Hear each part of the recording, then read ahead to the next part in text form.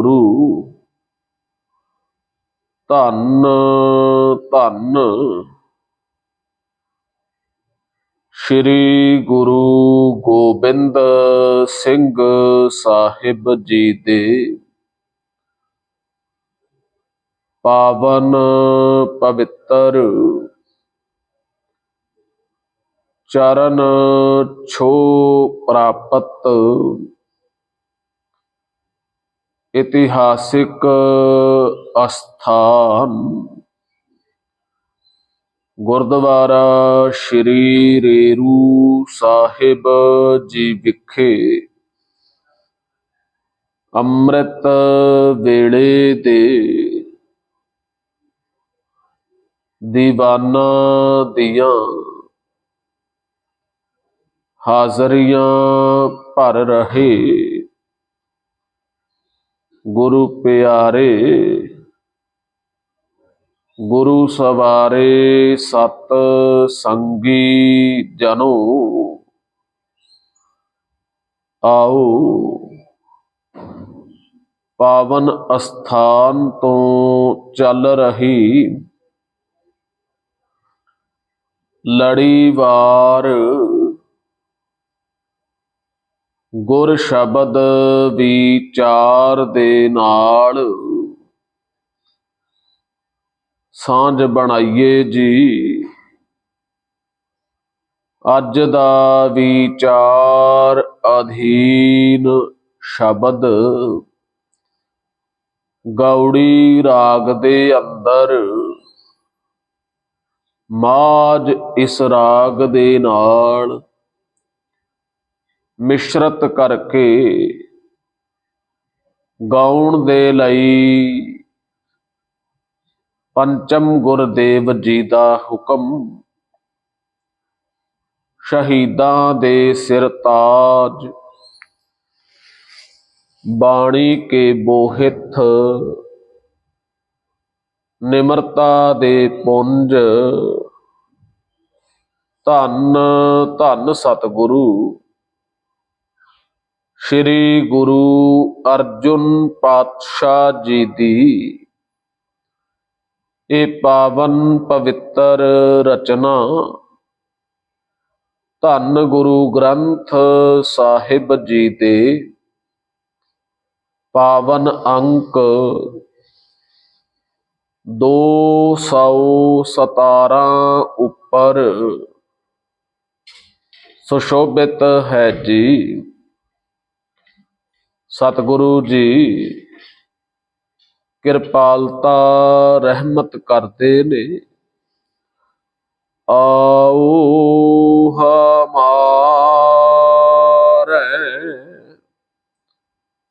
ਰਾਮ ਪਿਆਰੇ ਜੀਓ ਐ ਰਮੇ ਹੋਏ ਪਿਆਰੇ ਪਰਮਾਤਮਾ ਅਕਾਲ ਪੁਰਖ ਜੀ ਕਿਰਪਾ ਕਰੋ ਆਪ ਜੀ ਮੇਰੇ ਹਿਰਦੇ ਰੂਪ ਘਰ ਦੇ ਵਿੱਚ ਆਉਣਾ ਵਸਣਾ ਕਰੋ ਜੀ। ਰਹਿਣ ਦੇ ਨਾਸ ਸਾਸ ਸਾਸ ਚਿਤਾਰੇ ਜੀਓ ਦਿਨ ਰਾਤ ਹਰ ਸਵਾਸ ਦੇ ਨਾਲ ਆਪ ਜੀ ਦਾ ਨਾਮ ਮੈਂ ਚਿਤਾਰਦਾ ਚੇਤੇ ਕਰਦਾ ਰਹਾ ਜੀ।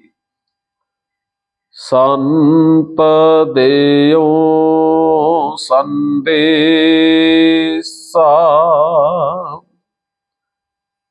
ਪੈ ਚਰਨਾਰੇ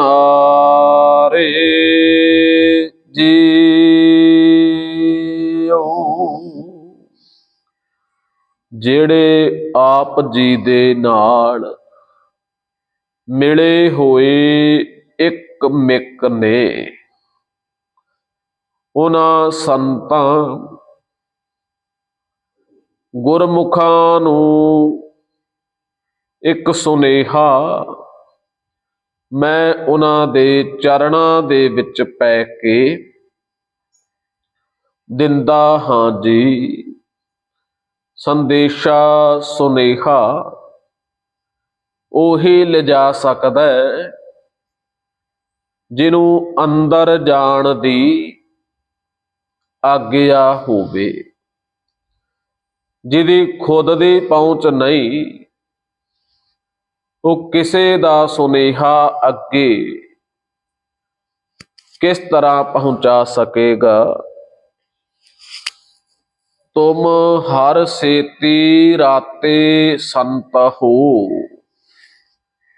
ਐ ਨਾਮ ਜਪਣ ਵਾਲੇ, ਬੰਦਗੀ ਕਰਨ ਵਾਲੇ ਸੰਤ ਜਨੋ, ਆਪ ਜੀ ਹਰੀ ਪਰਮਾਤਮਾ ਦੇ ਪ੍ਰੇਮ ਰੰਗ ਦੇ ਵਿੱਚ ਰੱਤੇ ਹੋਏ ਹੋ। ਰਾਮ ਸੰਤ ਮੈਂ ਭੇਦ ਕਿਛ ਨਾਹੀ। ਜਿਹੜਾ ਬੰਦਗੀ ਕਰਨ ਵਾਲਾ ਸਾਧੂ ਜੁੜਿਆ ਹੋਇਆ ਗੁਰਮੁਖ ਹੈ, ਗੁਰਬਾਣੀ ਕਹਿੰਦੀ ਹੈ ਉਹਦੇ ਵਿੱਚ ਤੇ ਪਰਮਾਤਮਾ ਵਿੱਚ ਕੋਈ ਭੇਦ, ਕੋਈ ਫਰਕ ਨਹੀਂ। ਪਰ ਐਸਾ ਸਾਧੂ, ਐਸਾ ਜੁੜਿਆ ਹੋਇਆ ਕੋਈ ਲੱਖਾਂ ਕਰੋੜਾਂ ਵਿੱਚੋਂ ਇੱਕ, ਕੋਈ ਵਿਰਲਾ ਵਿਰਲਾ ਹੁੰਦਾ। ਏਕ ਜਨ ਕਈ ਮਹਿ ਲਾਖ ਕਰੋੜੇ। ਲੱਖਾਂ ਕਰੋੜਾਂ ਦੇ ਵਿੱਚੋਂ ਕੋਈ ਇੱਕ ਜਿਹੜਾ ਸੱਚਮੁੱਚ ਅੰਦਰੋਂ ਜੁੜਿਆ। ਸਤਿਗੁਰੂ ਜੀ ਬਖਸ਼ਿਸ਼ ਕਿਰਪਾਲਤਾ ਕਰਦੇ ਨੇ। ਐਸੇ ਜੁੜੇ ਹੋਏ ਦੇ ਚਰਨਾਂ ਦੇ ਵਿੱਚ ਪੈ ਕੇ ਮੈਂ ਉਹਨੂੰ ਇੱਕ ਸੁਨੇਹਾ, ਇੱਕ ਸੰਦੇਸ਼ਾ ਐ ਪਰਮਾਤਮਾ ਜੀ ਆਪ ਜੀ ਤੱਕ ਪਹੁੰਚਾਉਣ ਵਾਸਤੇ ਦਿੰਦਾ ਹਾਂ ਜੀ। ਤੁਧ ਬਿਨ ਕੇਤ ਬੇਦ ਤਾਰੀਐ ਜੀਉ। ਉਹ ਸੰਦੇਸ਼ਾ, ਉਹ ਸੁਨੇਹਾ ਇਹ ਹੈ। ਐ ਹਰੀ ਪਰਮਾਤਮਾ ਜੀ ਕਿਰਪਾ ਕਰੋ, ਹਿਰਦੇ ਦੇ ਵਿੱਚ ਆਣ ਕੇ ਵਸੋ। ਆਪ ਜੀ ਦੇ ਆਉਣ ਤੋਂ ਬਿਨਾ ਇਹ ਸੰਸਾਰ ਸਮੁੰਦਰ ਨੂੰ ਮੈਂ ਕਿਸ ਤਰ੍ਹਾਂ ਤਰ ਸਕਾਂਗਾ। ਕਿਹੜੀ ਵਿਧੀ, ਕਿਹੜਾ ਤਰੀਕਾ ਹੈ। ਭਾਵ ਆਪ ਜੀ ਦੀ ਕਿਰਪਾ ਤੋਂ ਬਿਨਾ ਕੋਈ ਤਰੀਕਾ ਨਹੀਂ। ਆਪ ਜੀ ਦੀ ਬਖਸ਼ਿਸ਼ ਤੋਂ ਬਿਨਾ ਸੰਸਾਰ ਸਮੁੰਦਰ ਨਹੀਂ ਤਰਿਆ ਜਾਂਦਾ ਜੀ। ਕਿਰਪਾ ਕਰੋ, ਆਣ ਕੇ ਇਸ ਹਿਰਦੇ ਘਰ ਦੇ ਵਿੱਚ ਆਪ ਜੀ ਆਪਣਾ ਵਾਸਾ ਕਰ ਲਵੋ ਜੀ।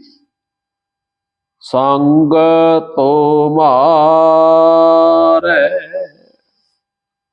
ਮੈਂ ਕਰੇ ਆਨੰਦਾ ਜੀਉ। ਸੰਗ ਦਾ ਅਰਥ ਹੈ ਨਾਲ। ਸੰਗਤ ਦੇ ਵਿੱਚ ਆਪ ਜੀ ਦੇ ਨਾਲ ਮਿਲ ਕੇ ਮੈਨੂੰ ਸਾਰੇ ਆਨੰਦ, ਖੁਸ਼ੀਆਂ, ਖੇੜੇ ਪ੍ਰਤੀਤ ਹੁੰਦੇ ਹਨ ਜੀ। ਇਹ ਮਿਲਾਪ ਦਾ ਸੁੱਖ ਹੈ ਜਿਹਦੇ ਬਾਰੇ ਸਤਿਗੁਰੂ ਸਾਹਿਬ ਜੀ ਦੇ ਬੋਲ ਨੇ। ਮਿਲਬੇ ਕੀ ਮਹਿਮਾ ਬਰਨ ਨਾ ਸਾਕਉ, ਨਾਨਕ ਪਰੈ ਪਰੀਲਾ। ਮਿਲਾਪ ਦੀ ਮਹਿਮਾ, ਮਿਲਾਪ ਦਾ ਸੁਖ, ਆਨੰਦ ਕਿਹੋ ਜਿਹਾ ਹੈ, ਇਹਨੂੰ ਕਹਿ ਕੇ ਨਹੀਂ ਬਿਆਨਿਆ ਜਾਂਦਾ। ਕਬੀਰ ਚਰਨ ਕਮਲ ਕੀ ਮੌਜ ਕਉ, ਕਹਿ ਕੈਸੇ ਉਨਮਾਨ, ਕਹਿਬੇ ਕਉ ਸ਼ੋਭਾ ਨਹੀਂ, ਦੇਖਾ ਹੀ ਪਰਵਾਨ। ਭਗਤ ਕਬੀਰ ਜੀ ਕਹਿੰਦੇ ਨੇ ਕਿ ਅਨੁਮਾਨ ਕੀ ਅੰਦਾਜ਼ਾ ਦਸੀਏ ਚਰਨ ਕਮਲਾਂ ਦੀ ਮੌਜ ਦਾ। ਪਰਮਾਤਮਾ ਦੇ ਚਰਨ ਕੋਮਲ ਕਮਲ ਵਰਗੇ ਨੇ, ਇਹਨਾਂ ਦੇ ਨਾਲ ਜੁੜਿਆ ਜਿਹੜਾ ਆਨੰਦ ਪ੍ਰਾਪਤ ਹੁੰਦਾ ਹੈ, ਉਹਨੂੰ ਮਾਣਿਆ ਜਾ ਸਕਦਾ ਹੈ, ਉਹਦੀ ਵਿਆਖਿਆ ਨਹੀਂ ਹੋ ਸਕਦੀ। ਸਤਿਗੁਰੂ ਕਹਿੰਦੇ ਨੇ ਐ ਪਰਮਾਤਮਾ ਜੀ, ਇਹੋ ਜਿਹਾ ਸਦੀਵੀ ਸੁਖ ਆਨੰਦ ਆਪ ਜੀ ਦੇ ਨਾਲ ਜੁੜ ਕੇ ਮੈਨੂੰ ਪ੍ਰਾਪਤ ਹੋਇਆ ਹੈ ਜੀ। ਵਾਣ ਤੇਣ ਤ੍ਰਿਭਾਵਨ, ਸੁਖ ਪਰਮਾਨੰਦਾ ਜੀਓ। ਜਦੋਂ ਇਹ ਸੁਖ ਪਰਮ ਆਨੰਦ ਪਰਮਾਤਮਾ ਦਾ ਮੇਲ ਮਿਲਾਪ ਹੋ ਜਾਂਦਾ ਹੈ, ਫਿਰ ਵਣ ਦਾ ਅਰਥ ਹੈ ਜੰਗਲ ਦੇ ਵਿੱਚ, ਤਿਣ ਦਾ ਅਰਥ ਹੈ ਜੰਗਲ ਦਾ ਜਿਹੜਾ ਘਾਹ ਹੈ, ਭਾਵ ਸਾਰੀ ਬਨਸਪਤੀ ਦੇ ਵਿੱਚ। ਤ੍ਰਿਭਵਨ ਦਾ ਅਰਥ ਹੈ ਤਿੰਨੇ ਭਵਨਾਂ ਦੇ ਵਿੱਚ। ਇਹਨਾਂ ਤਿੰਨਾਂ ਸ਼ਬਦਾਂ ਦੇ ਅਣਾਣੇ ਨੂੰ ਸਿਹਾਰੀ ਲੱਗੀ ਹੈ, ਜਿਹਦਾ ਅਰਥ ਹੈ ਜੰਗਲ ਦੇ ਵਿੱਚ, ਘਾਹ ਦੇ ਵਿੱਚ ਅਤੇ ਤਿੰਨੇ ਭਵਨਾਂ ਦੇ ਵਿੱਚ। ਇਹ ਗੁਰਬਾਣੀ ਦਾ ਨਿਯਮ ਹੈ। ਜਿੱਥੇ ਅੰਤਲੇ ਅੱਖਰ ਨੂੰ ਸਿਹਾਰੀ ਆਉਂਦੀ ਹੈ, ਉੱਥੇ ਬਹੁਤੀ ਵਾਰੀ ਇਹਦਾ ਅਰਥ ਹੋ ਜਾਂਦਾ ਹੈ ਸੰਬੰਧਤ ਦੇ ਵਿੱਚ। ਤਿੰਨ ਭਵਨ ਨੇ, ਸੁਰਗ ਲੋਕ, ਮਾਤ ਲੋਕ ਤੇ ਪਤਾਲ ਲੋਕ। ਸਤਿਗੁਰੂ ਕਹਿੰਦੇ ਨੇ ਜਦੋਂ ਆਪ ਜੀ ਦਾ ਮੇਲ ਮਿਲਾਪ ਹੋ ਜਾਵੇ, ਫਿਰ ਸਾਰੀ ਬਨਸਪਤੀ ਦੇ ਵਿੱਚੋਂ ਭਾਵ ਜੋ ਕੁਝ ਵੀ ਪ੍ਰਾਪਤ ਹੋਵੇ, ਜਦੋਂ ਨਾਮ ਦਾ ਰਸ, ਨਾਮ ਦਾ ਸਵਾਦ ਆ ਜਾਵੇ, ਫਿਰ ਹਰ ਚੀਜ਼ ਦੇ ਵਿੱਚੋਂ ਉਸੇ ਦਾ ਸਵਾਦ, ਉਸੇ ਦਾ ਆਨੰਦ ਪ੍ਰਤੀਤ ਹੁੰਦਾ ਹੈ। ਤਿੰਨਾਂ ਭਵਨਾਂ ਦੇ ਵਿੱਚ ਹਰ ਥਾਂ ਦੇ ਉੱਤੇ ਸੁਖੀ ਰਹਿ ਸਕੀਦਾ ਹੈ ਜੀ। ਸੇਜ ਸੁਹਾਵੀ ਏ ਮਨ ਬੇਗ ਸੰਦਾ ਜੀਓ। ਹਿਰਦੇ ਰੂਪ ਸੇਜ ਸੁਹਾਵਣੀ ਹੋ ਜਾਂਦੀ ਹੈ। ਸੇਜ ਦਾ ਅਖਰੀ ਅਰਥ ਹੈ ਬਿਸਤਰਾ, ਜਿੱਥੇ ਪੈ ਕੇ ਆਰਾਮ ਕੀਤਾ ਜਾਂਦਾ ਹੈ। ਇਹ ਹਿਰਦਾ ਸੇਜ ਹੈ ਪਰਮਾਤਮਾ ਦੇ ਬਿਰਾਜਣ ਵਾਸਤੇ। ਅਕਾਲ ਪੁਰਖ ਪਰਮਾਤਮਾ ਜੀ ਜਦੋਂ ਇਸ ਹਿਰਦੇ ਰੂਪ ਸੇਜਾ ਦੇ ਉੱਤੇ ਆਣ ਕੇ ਬਿਰਾਜਮਾਨ ਹੋ ਗਏ, ਇਹ ਮਨ ਜਿਹੜਾ ਉਲਟੇ ਕਮਲ ਵਰਗਾ ਹੈ, ਉਦੋਂ ਸਿੱਧਾ ਹੋ ਗਿਆ। ਬਿਗਸੰਦਾ ਦਾ ਅਰਥ ਹੈ ਖਿੜ ਗਿਆ। ਆਮ ਤੌਰ ਤੇ ਆਪਾਂ ਵੇਖਦੇ ਹਾਂ ਗੁਰੂ ਘਰਾਂ ਦੇ ਵਿੱਚ ਇਮਾਰਤਾਂ ਦੇ ਉੱਪਰ ਗੁੰਬਦ ਬਣਾਏ ਜਾਂਦੇ ਨੇ। ਉਸ ਗੁੰਬਦ ਦੇ ਉੱਤੇ ਇੱਕ ਕਮਲ ਦੇ ਫੁੱਲ ਦੀ ਆਕਿਰਤੀ ਹੁੰਦੀ ਹੈ, ਜਿਹੜਾ ਉਲਟਾ ਬਣਿਆ ਹੁੰਦਾ ਹੈ। ਉਹਦਾ ਭਾਵ ਇਹ ਹੁੰਦਾ ਹੈ, ਕਮਲ ਦਾ ਫੁੱਲ ਜਿਹੜਾ ਹੈ ਇਹ ਹਮੇਸ਼ਾ ਸੂਰਜ ਨੂੰ ਵੇਖ ਕੇ ਖਿੜਦਾ ਹੈ। ਸਿੱਖ ਦਾ ਹਿਰਦਾ ਆਪਣੇ ਗੁਰੂ ਦੇ ਦਰਸ਼ਨ ਕਰਕੇ ਖਿੜਦਾ ਹੈ। ਇਸ ਕਰਕੇ ਇਹ ਕਮਲ ਦਾ ਫੁੱਲ ਉਲਟਾ ਬਣਾਇਆ ਜਾਂਦਾ ਹੈ, ਕਿਉਂਕਿ ਗੁਰੂ ਸਾਹਿਬਾਨ ਦਾ ਪ੍ਰਕਾਸ਼ ਹੇਠਾਂ ਹੈ। ਸਿੱਖ ਸੂਰਜ ਦਾ ਪੁਜਾਰੀ ਨਹੀਂ ਹੁੰਦਾ, ਸਿੱਖ ਗੁਰੂ ਦਾ ਪੁਜਾਰੀ ਹੈ।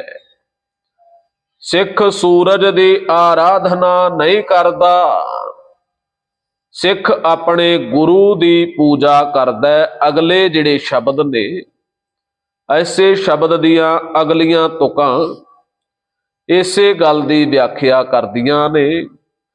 ਸਿੱਖ ਦਾ ਮਨ ਗੁਰੂ ਨੂੰ ਵੇਖ ਕੇ ਖੇੜੇ ਦੇ ਵਿੱਚ ਆ ਜਾਂਦਾ ਹੈ ਜੀ। ਵੇਖ ਦਰਸ਼ਨ ਇਹ ਸੁਖ ਲਹੀਐ ਜੀਓ। ਐ ਪਰਮਾਤਮਾ ਜੀ, ਆਪ ਜੀ ਦੇ ਦਰਸ਼ਨਾਂ ਨੂੰ ਵੇਖ ਕੇ, ਪੇਖ ਦੇ ਖੱਖੇ ਨੂੰ ਸਿਹਾਰੀ ਹੈ, ਜਿਹੜੀ ਦੱਸਦੀ ਹੈ ਦਰਸ਼ਨਾਂ ਨੂੰ ਵੇਖ ਕੇ ਇਹ ਸੁਖ ਪ੍ਰਾਪਤ ਹੁੰਦਾ ਹੈ ਜੀ। ਗੁਰੂ ਘਰ ਦੇ ਵੇਦ ਵਿਆਸ, ਗੁਰਮਤਿ ਦੇ ਸ਼੍ਰੋਮਣੀ ਵਿਆਖਿਆਕਾਰ ਭਾਈ ਸਾਹਿਬ ਭਾਈ ਗੁਰਦਾਸ ਜੀ ਲਿਖਦੇ ਨੇ, ਦਰਸ਼ਨ ਦੇਖਤ ਹੀ ਸੁਧ ਕੀ ਨਾ ਸੁਧ ਰਹੀ, ਬੁੱਧ ਕੀ ਨਾ ਬੁੱਧ ਰਹੀ, ਮਤ ਮੈਂ ਨਾ ਮਤ ਹੈ। ਪਰਮਾਤਮਾ ਦੇ ਦਰਸ਼ਨ ਐਸੇ ਨੇ, ਦਰਸ਼ਨਾਂ ਤੋਂ ਪਹਿਲਾਂ ਲੋਕੀ ਬੜੀਆਂ ਗੱਲਾਂ ਕਰਦੇ ਨੇ, ਜਦੋਂ ਦਰਸ਼ਨ ਹੋਣਗੇ ਇਸ ਤਰ੍ਹਾਂ ਕਰਾਂਗੇ, ਇਹ ਭੇਟਾ ਕਰਾਂਗੇ, ਇਸ ਤਰ੍ਹਾਂ ਨਮਸਕਾਰ ਕਰਾਂਗੇ। ਭਾਈ ਸਾਹਿਬ ਭਾਈ ਗੁਰਦਾਸ ਜੀ ਕਹਿੰਦੇ ਨੇ, ਜਦੋਂ ਦਰਸ਼ਨ ਹੋਏ ਉਸੇ ਵੇਲੇ ਸਾਰੀ ਸੁਧ ਭੁੱਲ ਗਈ। ਸਰੀਰ ਦੀ, ਦੇਹ ਦੀ, ਕੌਣ ਆ, ਕਿੱਥੋਂ ਆਏ ਆ, ਕਿੱਥੇ ਚੱਲੇ ਆ, ਕੀ ਕਰਨਾ ਹੈ। ਪਹਿਲਾਂ ਬੜਾ ਕੁਝ ਸੋਚਿਆ ਸੀ, ਇਹ ਗੱਲ ਕਰਨੀ ਹੈ, ਇਸ ਤਰ੍ਹਾਂ ਇਹ ਸਵਾਲ ਕਰਾਂਗੇ, ਪਰੰਤੂ ਦਰਸ਼ਨ ਕਰਦਿਆਂ ਹੀ ਬੁੱਧੀ ਜਿਹੜੀ ਹੈ ਇਹ ਚੱਕਰਤ ਹੋ ਗਈ। ਏਡਾ ਅਚਰਜ ਦਰਸ਼ਨ ਹੈ, ਜਿੰਨਾ ਚਿਰ ਤੱਕ ਦਰਸ਼ਨ ਹੁੰਦੇ ਰਹੇ, ਕੋਲ ਬੈਠੇ ਰਹੇ, ਭਾਈ ਸਾਹਿਬ ਜੀ ਕਹਿੰਦੇ ਨੇ ਬੁੱਧੀ ਨੇ ਕੰਮ ਨਹੀਂ ਕੀਤਾ। ਮਤ ਮੈਂ ਨਾ ਮਤ ਹੈ। ਬੜਾ ਕੁਝ ਸੋਚਿਆ ਸੀ, ਇਹ ਗਿਆਨ ਦੀ ਗੱਲ, ਇਹ ਕੁਝ ਪੁੱਛਾਂਗੇ, ਇਹ ਆਪਣਾ ਸਵਾਲ ਅੱਗੇ ਰੱਖਾਂਗੇ, ਪਰੰਤੂ ਦਰਸ਼ਨਾਂ ਦਾ ਸੁਖ ਆਨੰਦ ਐਸਾ ਹੈ, ਦਰਸ਼ਨ ਕਰਦਿਆਂ ਹੀ ਸੱਤੇ ਸੁਧਾਂ ਜਿਹੜੀਆਂ ਨੇ ਉਹ ਭੁੱਲ ਜਾਂਦੀਆਂ ਨੇ। ਸਤਿਗੁਰੂ ਜੀ ਬਖਸ਼ਿਸ਼ ਕਰਦੇ ਨੇ, ਚਰਨ ਪਖਾਰ ਕਰੀ ਨਿਤ ਸੇਵਾ ਜੀਓ। ਆਪ ਜੀ ਦੇ ਪਾਵਨ ਪਵਿੱਤਰ ਚਰਨ ਕਮਲਾਂ ਨੂੰ ਪਖਾਰ ਦਾ ਅਰਥ ਹੈ ਧੋ ਕੇ, ਨਿਤ ਦਾ ਅਰਥ ਹੈ ਹਰ ਰੋਜ਼। ਮੈਂ ਆਪ ਜੀ ਦੀ ਸੇਵਾ ਕਰਨੀ ਕਰਾਂ ਜੀ। ਇਹ ਆਪ ਜੀ ਮੇਰੇ ਉੱਤੇ ਕਿਰਪਾ ਦ੍ਰਿਸ਼ਟੀ ਕਰਕੇ ਬਖਸ਼ਿਸ਼ ਕਰ ਦਿਓ ਜੀ। ਪੂਜਾ ਆਰਚਾ ਬੰਦਨ ਦੇਵਾ ਜੀਓ। ਆਪ ਜੀ ਦੇ ਚਰਨਾਂ ਨੂੰ ਧੋਣਾ, ਸੇਵਾ ਕਰਨੀ, ਇਹੀ ਮੇਰੇ ਵਾਸਤੇ ਪੂਜਾ ਹੈ। ਅਰਚਾ ਦਾ ਅਰਥ ਹੁੰਦਾ ਫੁੱਲ ਆਦਿਕ ਸੁੱਟ ਕੇ ਦੇਵਤਿਆਂ ਦੀ ਮੂਰਤੀ ਦੇ ਉੱਤੇ ਚੰਦਨ ਆਦਿਕ ਘਸਾ ਕੇ ਅਰਚਨਾ ਕੀਤੀ ਜਾਂਦੀ ਹੈ। ਸਤਿਗੁਰੂ ਕਹਿੰਦੇ ਨੇ, ਐ ਪਰਮਾਤਮਾ ਜੀ, ਆਪ ਜੀ ਪ੍ਰਕਾਸ਼ ਸਰੂਪ, ਆਪ ਜੀ ਦੇ ਚਰਨਾਂ ਤੇ ਬੰਦਨ ਨਮਸਕਾਰ ਕਰ ਦੇਣੀ।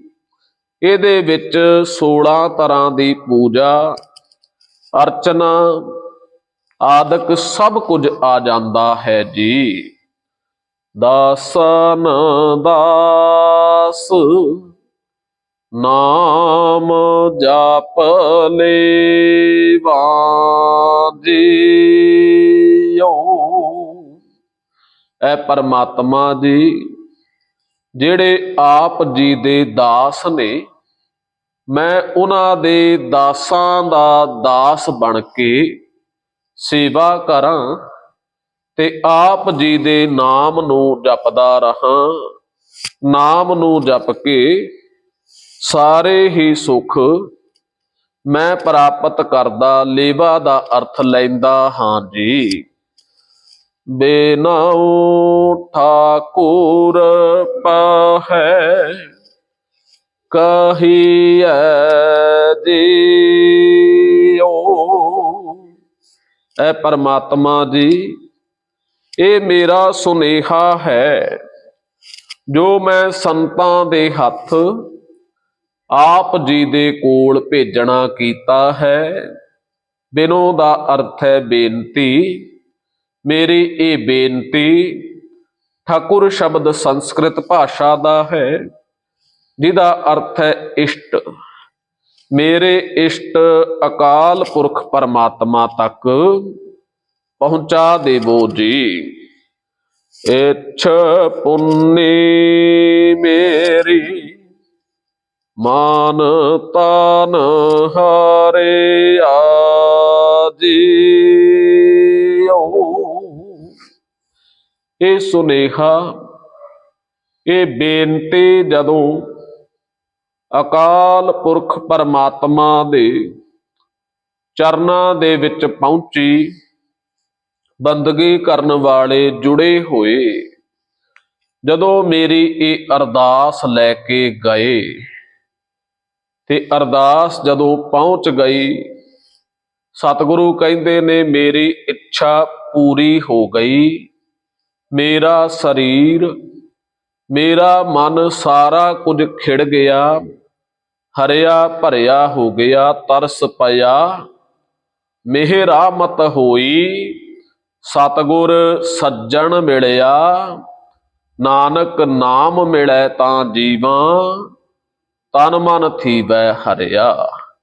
ਮੇਰੀ ਬੇਨਤੀ ਕਬੂਲ ਹੋਈ, ਨਾਮ ਦੀ ਦਾਤ ਮਿਲੀ। ਮੇਰਾ ਸਰੀਰ ਤੇ ਮੇਰਾ ਮਨ, ਇਹ ਦੋਵੇਂ ਖੇੜੇ ਦੇ ਸਹਿਤ ਰਸ ਦੇ ਸਮੇਤ ਹੋਏ ਜੀ। ਦਰਸ਼ਨ ਪੇਖਤ ਸਭ ਦੁਖ ਪਰ ਹਰਿਆ ਜੀਓ। ਦਰਸ਼ਨ ਕਰਦਿਆਂ ਹੀ, ਵੇਖਦਿਆਂ ਸਾਰ, ਸਾਰੇ ਦੁੱਖ ਜਿਹੜੇ ਨੇ ਉਹ ਪਰਹਰ ਦਾ ਭਾਵ ਹੈ, ਛੱਡ ਕੇ ਚਲੇ ਗਏ। ਦੁੱਖਾਂ ਦੇ ਕੋਲੋਂ ਛੁਟਕਾਰਾ ਹਾਸਲ ਹੋਇਆ ਜੀ। ਇਹ 3 ਤਰ੍ਹਾਂ ਦੇ ਦੁੱਖ ਨੇ ਜਿਹੜੇ ਮੰਨੇ ਜਾਂਦੇ ਨੇ ਸਾਂਖ ਸ਼ਾਸਤਰ ਦੇ ਵਿੱਚ, ਜਿਹੜਾ 6 ਸ਼ਾਸਤਰਾਂ ਦੇ ਵਿੱਚੋਂ ਇੱਕ ਹੈ। ਇਹ ਜ਼ਿਕਰ ਆਉਂਦਾ ਹੈ ਪਹਿਲਾ ਹੈ ਆਦਿ ਭੌਤਿਕ ਦੁੱਖ। ਇਹ ਦੁੱਖ ਨੇ ਜਿਹੜੇ ਸਰੀਰ ਨੂੰ ਪ੍ਰਾਪਤ ਹੁੰਦੇ ਨੇ, ਜਿਨ੍ਹਾਂ ਦੇ ਵਿੱਚ ਤਾਪ ਆਦਿਕ ਆ ਜਾਂਦੇ ਨੇ, ਜਿਨ੍ਹਾਂ ਦੇ ਨਾਲ ਇਹ ਸਰੀਰ ਜਿਹੜਾ ਰੋਗੀ ਹੋ ਜਾਂਦਾ ਹੈ। ਦੂਜੇ ਨੇ ਜਿਹੜੇ ਪ੍ਰਾਕਿਰਤਿਕ ਸ਼ਕਤੀਆਂ ਤੋਂ ਪ੍ਰਾਪਤ ਹੁੰਦੇ ਨੇ, ਜਿਵੇਂ ਬਿਜਲੀ ਆਦਿਕ ਦਾ ਡਿੱਗ ਜਾਣਾ, ਗਰਮੀ ਸਰਦੀ ਆਦਿਕ। ਤੀਸਰੇ ਜਿਹੜੇ ਦੁੱਖ ਨੇ ਉਹ ਨੇ ਜਿਹੜੇ ਦੁਸ਼ਮਣਾਂ ਤੋਂ, ਕਿਸੇ ਵੈਰੀ ਆਦਿਕ ਤੋਂ ਪ੍ਰਾਪਤ ਹੁੰਦੇ ਨੇ, ਜਾਂ ਕੋਈ ਪਸ਼ੂ ਪੰਛੀ ਜਾਨਵਰ ਆਦਿਕ ਹੈ ਜਿਹਦੇ ਮਾਰਨ ਦੇ ਨਾਲ ਇਹ ਦੁੱਖ ਮਿਲਦੇ ਨੇ। ਇਹ ਤਿੰਨ ਤਰ੍ਹਾਂ ਦੇ ਦੁੱਖ ਸਾਂਖ ਸ਼ਾਸਤਰ ਦੇ ਵਿੱਚ ਦੱਸੇ ਗਏ ਨੇ। ਸਤਿਗੁਰੂ ਕਹਿੰਦੇ ਨੇ ਦਰਸ਼ਨ ਕਰਦਿਆਂ ਹੀ ਸਾਰੇ ਜਿਹੜੇ ਦੁੱਖ ਨੇ ਇਹ ਨਿਵਰਤ ਹੋ ਜਾਂਦੇ ਨੇ, ਇਹਨਾਂ ਤੋਂ ਛੁਟਕਾਰਾ ਹਾਸਲ ਹੁੰਦਾ ਹੈ ਜੀ। ਹਰ ਹਰ ਨਾਮ ਜਪੇ ਜਪ ਤਾਰਿਆ ਜੀਓ। ਜਦੋਂ ਦਰਸ਼ਨ ਕੀਤੇ ਦੁੱਖਾਂ ਦਾ ਨਾਸ਼ ਹੋ ਗਿਆ, ਸਾਰੀਆਂ ਕਾਮਨਾਵਾਂ ਪੂਰੀਆਂ ਹੋਈਆਂ। ਹੁਣ ਇੱਕੋ ਇੱਕ ਕੰਮ ਰਹਿ ਗਿਆ, ਉਹ ਕੰਮ ਹੈ ਪਰਮਾਤਮਾ ਜੀ। ਹੁਣ ਮੈਂ ਕੇਵਲ ਤੇ ਕੇਵਲ ਆਪ ਜੀ ਦੇ ਨਾਮ ਨੂੰ ਜਪਦਾ ਹਾਂ, ਤੇ ਜਪ ਕੇ ਇਸ ਸੰਸਾਰ ਸਮੁੰਦਰ ਤੋਂ ਤਰ ਗਿਆ ਹਾਂ ਜੀ। ਇਹ ਜਿਉਂਦਿਆਂ ਜੀ ਦੀ ਗੱਲ ਹੈ। ਇਸ ਸੰਸਾਰ ਦੇ ਉੱਤੇ ਰਹਿੰਦਿਆਂ ਜਿਹੜਾ ਨਾਮ ਦੀ ਕਮਾਈ ਕਰ ਲੈਂਦਾ ਉਹ ਜਿਉਂਦਿਆਂ ਜੀ ਤਰ ਜਾਂਦਾ। ਉਹਨੂੰ ਫਿਰ ਪਰਮਾਤਮਾ ਦੇ ਵਿੱਚ ਅਭੇਦ ਹੋਣ ਦੇ ਲਈ ਇਸ ਸਰੀਰ ਨੂੰ ਤਿਆਗਣ ਦੀ ਜ਼ਰੂਰਤ ਨਹੀਂ ਪੈਂਦੀ। ਸਤਿਗੁਰੂ ਜੀ ਬਚਨ ਦੀ ਸਮਾਪਤੀ ਕਰਦੇ ਨੇ, ਏ ਆਜਾਰ ਨਾਨਕ ਸੁਖ ਸਾਹੀਐ ਜੀਓ। ਇਹ ਸੁਖ ਜਿਹੜਾ ਅਜਰ ਹੈ, ਇਹ ਕਦੇ ਖਤਮ ਨਹੀਂ ਹੁੰਦਾ। ਦੁਨੀਆ ਦੇ ਜਿੰਨੇ ਸੁਖ ਨੇ ਇਹ ਥੋੜ ਚਿਰੇ ਨੇ। ਅੱਜ ਮਾਇਆ ਆਈ ਹੈ, ਸੁਖ ਹੈ, ਚੰਗਾ ਲੱਗਦਾ। ਕੱਲ ਮਾਇਆ ਛੱਡ ਕੇ ਚਲੀ ਗਈ, ਦੁੱਖ ਲੱਗਦਾ। ਅੱਜ ਘਰ ਦੇ ਵਿੱਚ ਕੋਈ ਨਵੀਂ ਵਸਤੂ ਲੈ ਕੇ ਆ ਰਹੇ ਹਾਂ, ਉਹਦੇ ਨਾਲ ਅੰਦਰ ਖਿੜਦਾ ਹੈ, ਪਰ ਥੋੜੇ ਸਮੇਂ ਬਾਅਦ ਉਹਦੀ ਪ੍ਰਾਪਤੀ ਦਾ ਸੁੱਖ ਜਿਹੜਾ ਹੈ ਉਹ ਖਤਮ ਹੋ ਜਾਂਦਾ ਹੈ, ਉਹ ਪੁਰਾਣਾ ਪੈ ਜਾਂਦਾ ਹੈ। ਪਰੰਤੂ ਪਰਮਾਤਮਾ ਦਾ ਪਿਆਰ, ਪਰਮਾਤਮਾ ਦੀ ਪ੍ਰਾਪਤੀ ਐਸੀ ਹੈ, ਇਹ ਸੁੱਖ ਜਿਹੜਾ ਹਰ ਰੋਜ਼ ਨਵੀਨ ਹੈ। ਬਾਕੀ ਸਾਰੀਆਂ ਚੀਜ਼ਾਂ ਪੁਰਾਣੀਆਂ ਹੋ ਜਾਂਦੀਆਂ ਨੇ, ਜ਼ਰਜ਼ਰੀਆਂ ਹੋ ਜਾਂਦੀਆਂ ਨੇ। ਕੋਈ ਬਸਤਰ ਖਰੀਦ ਕੇ ਲਿਆਈਏ ਚੰਗੇ ਤੋਂ ਚੰਗਾ, ਕੁਝ ਸਮਾਂ ਪਾ ਕੇ ਉਹ ਬਸਤਰ ਜਿਹੜਾ ਭੁਰ ਜਾਂਦਾ ਹੈ, ਪੁਰਾਣਾ ਜ਼ਰਜ਼ਰਾ ਹੋ ਜਾਂਦਾ ਹੈ। ਨਵਾਂ ਮਕਾਨ ਬਣਾਈਏ, ਖਰੀਦੀਏ, ਕੁਝ ਸਮਾਂ ਉਹਦੀ 10, 20, 50, 100 ਸਾਲ ਦੀ ਮੁਨਿਆਦ ਹੈ। ਉਸ ਤੋਂ ਬਾਅਦ ਉਹੀ ਜਿਹੜਾ ਘਰ ਹੈ ਪੁਰਾਣਾ ਹੋ ਜਾਂਦਾ ਹੈ। ਕੋਈ ਗੱਡੀ ਖਰੀਦੀਏ, ਉਹਦਾ ਵੀ ਸੁੱਖ ਜਿਹੜਾ ਆਨੰਦ ਹੈ ਥੋੜੇ ਸਮੇਂ ਦੇ ਬਾਅਦ ਪਹਿਲਾਂ ਵਰਗਾ ਨਹੀਂ ਰਹਿੰਦਾ। ਪਰੰਤੂ ਸਾਹਿਬ ਜੀ ਕਿਰਪਾਲਤਾ ਕਰਦੇ ਨੇ, ਮਿਲਾਪ ਦਾ ਸੁੱਖ ਅਜਿਹਾ ਹੈ। ਸਾਹਿਬ ਮੇਰਾ ਨੀਤ ਨਵਾਂ, ਸਦਾ ਸਦਾ ਦਾਤਾਰ। ਉਹ ਹਰ ਰੋਜ਼ ਨਵਾਂ ਹੈ, ਉਹ ਕਦੇ ਪੁਰਾਣਾ ਨਹੀਂ ਹੁੰਦਾ। ਸੱਚ ਪੁਰਾਣਾ ਹੋਵੇ ਨਾਹੀ। ਉਹ ਪਰਮਾਤਮਾ ਸੱਚ ਦਾ ਸਰੂਪ ਹੈ, ਉਹ ਕਦੇ ਪੁਰਾਣਾ ਬਿਰਧ ਜ਼ਰਜ਼ਰਾ ਨਹੀਂ ਹੁੰਦਾ। ਇੱਕ ਉਹੀ ਹੈ ਜੋ ਹਰ ਰੋਜ਼ ਨਵਾਂ ਨੂਤਨ ਨਵੀਨ ਹੈ ਜੀ। ਇਹ ਸੁੱਖ ਮਿਲ ਜਾਂਦਾ ਹੈ ਜਿਹੜੇ ਨਾਮ ਜਪਦੇ ਨੇ, ਬੰਦਗੀ ਕਰਦੇ ਨੇ।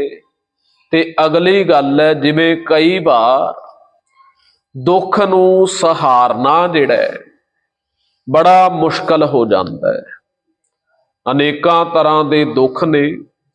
3 ਤਰ੍ਹਾਂ ਦੇ ਆਪਾਂ ਜ਼ਿਕਰ ਕੀਤੇ ਜਿਹੜੇ ਸਾਖ ਸ਼ਾਸਤਰ ਨੇ ਲਿਖੇ ਨੇ, ਤੇ ਗੁਰਬਾਣੀ ਦੇ ਵਿੱਚ ਗੁਰੂ ਨਾਨਕ ਪਾਤਸ਼ਾਹ ਜੀ ਨੇ ਵੀ ਜ਼ਿਕਰ ਕੀਤਾ ਹੈ।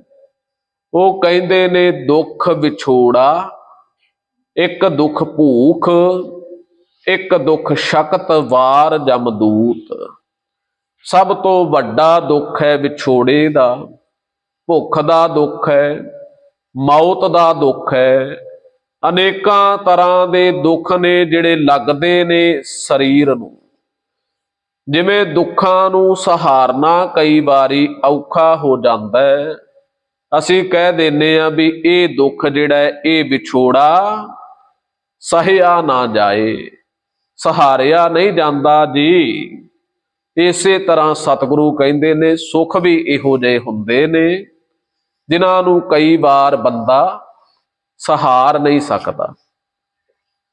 ਵੇਖੀ ਦੀਆਂ ਨੇ ਉਦਾਹਰਨਾਂ, ਕੋਈ ਬਹੁਤ ਵੱਡੀ ਕਿਸੇ ਨੂੰ ਪ੍ਰਾਪਤੀ ਹੋ ਜਾਵੇ, ਕੋਈ ਬੰਦਾ ਵੱਡੀ ਲਾਟਰੀ ਜਿੱਤ ਜਾਵੇ, ਤੇ ਉਹਨੂੰ ਦੱਸਣ ਵਾਲੇ ਨੇ ਜਿਹੜੇ ਫਿਰ ਉਹ ਹੌਲੀ ਹੌਲੀ ਕਿਸੇ ਤਰੀਕੇ ਦੇ ਨਾਲ ਸਮਝਾ ਕੇ ਦੱਸਦੇ ਨੇ ਬਈ ਏਡੀ ਵੱਡੀ ਖੁਸ਼ੀ ਦੀ ਖਬਰ ਸੁਣ ਕੇ ਕਿਤੇ ਇਹਦਾ ਹਾਰਟ ਨਾ ਫੇਲ ਹੋ ਜਾਵੇ, ਕਿਤੇ ਇਹ ਸਹਾਰ ਨਾ ਸਕੇ, ਇਹਦੀ ਮੌਤ ਨਾ ਹੋ ਜਾਵੇ। ਸਤਿਗੁਰੂ ਕਹਿੰਦੇ ਨੇ ਐ ਪਰਮਾਤਮਾ ਜੀ, ਆਪ ਜੀ ਦੇ ਮਿਲਾਪ ਦਾ ਸੁੱਖ ਜਿਹੜਾ ਹੈ ਇਹਨੂੰ ਜਰਨਾ ਬੜੀ ਔਖੀ ਗੱਲ ਹੈ, ਪਰੰਤੂ ਆਪ ਜੀ ਦੀ ਕਿਰਪਾ ਦੇ ਨਾਲ ਇਹਨੂੰ ਸਹਾਰਿਆ ਜਾ ਸਕਦਾ ਹੈ। ਜਿਨ ਹਰ ਪਾਇਓ ਤਿਨੈ ਛਪਾਇਓ। ਜਿਹੜਾ ਇਹਨੂੰ ਜਰ ਲੈਂਦਾ ਉਹ ਛੁਪਾ ਕੇ ਬੈਠ ਜਾਂਦਾ ਹੈ। ਤੇ ਬਹੁਤ ਸਾਰੇ ਇਹੋ ਜਿਹੇ ਹੁੰਦੇ ਨੇ ਜਿਹੜੇ ਇਹਨੂੰ ਜਰ ਨਹੀਂ ਸਕਦੇ, ਸਹਾਰ ਨਹੀਂ ਸਕਦੇ। ਉਹ ਫਿਰ ਗੱਲਾਂ ਬਾਤਾਂ ਕਰਕੇ ਪ੍ਰਗਟ ਕਰਨਾ ਸ਼ੁਰੂ ਕਰ ਦਿੰਦੇ ਨੇ, ਤੇ ਜਿਵੇਂ ਜਿਵੇਂ ਦੱਸਦੇ ਜਾਂਦੇ ਨੇ ਉਵੇਂ ਉਵੇਂ ਇਹ ਸੁੱਖ ਜਿਹੜਾ ਹੈ ਘਟਦਾ ਜਾਂਦਾ ਹੈ। ਜਿਵੇਂ ਜਿਵੇਂ ਮਿਲਾਪ ਦੀ ਗੱਲ ਕਿਸੇ ਦੇ ਨਾਲ ਸਾਂਝੀ ਕੀਤੀ ਜਾਂਦੀ ਹੈ, ਜੋ ਸੁੱਖ ਪ੍ਰਾਪਤ ਹੋਇਆ ਹੁੰਦਾ ਹੈ ਹੌਲੀ ਹੌਲੀ ਉਹ ਘਟਣਾ ਸ਼ੁਰੂ ਹੋ ਜਾਂਦਾ ਹੈ। ਸਤਿਗੁਰੂ ਕਹਿੰਦੇ ਨੇ ਐ ਪਰਮਾਤਮਾ ਜੀ, ਆਪ ਜੀ ਦੀ ਕਿਰਪਾ ਦੇ ਨਾਲ ਇਸ ਸੁੱਖ ਨੂੰ ਸਹਾਰਿਆ ਅੰਦਰ ਗੁਪਤ ਰੱਖਿਆ ਜਾ ਸਕਦਾ ਹੈ ਜੀ। ਇਹ ਪੰਚਮ ਗੁਰਦੇਵ ਜੀ ਦਾ ਬਖਸ਼ਿਆ ਗੌੜੀ ਰਾਗ ਦਾ ਅੱਜ ਦਾ ਪਾਵਨ ਪਵਿੱਤਰ ਬਚਨ, ਜਿਹਦੀ ਵਿਚਾਰ ਆਪ ਜੀ ਦੇ ਨਾਲ ਸਾਂਝੀ ਕੀਤੀ। ਵਿਚਾਰਾਂ ਕਰਦਿਆਂ ਬਹੁਤ ਸਾਰੀਆਂ ਭੁੱਲਾਂ ਗਲਤੀਆਂ ਹੋ ਗਈਆਂ ਨੇ, ਨਾ ਚਿਤਾਰਨਾ ਜੀ। ਆਓ ਆਨੰਦ ਸਾਹਿਬ ਜੀ ਦੇ ਨਾਲ ਜੁੜਨਾ ਕਰੀਏ ਜੀ। ਰਾਮ ਕਲੀ ਮਹੱਲਾ ਤੀਜਾ। ਆਨੰਦ। ਇੱਕ ਓੰਕਾਰ ਸਤਿਗੁਰ ਪ੍ਰਸਾਦ। ਆਨੰਦ ਭਇਆ ਮੇਰੀ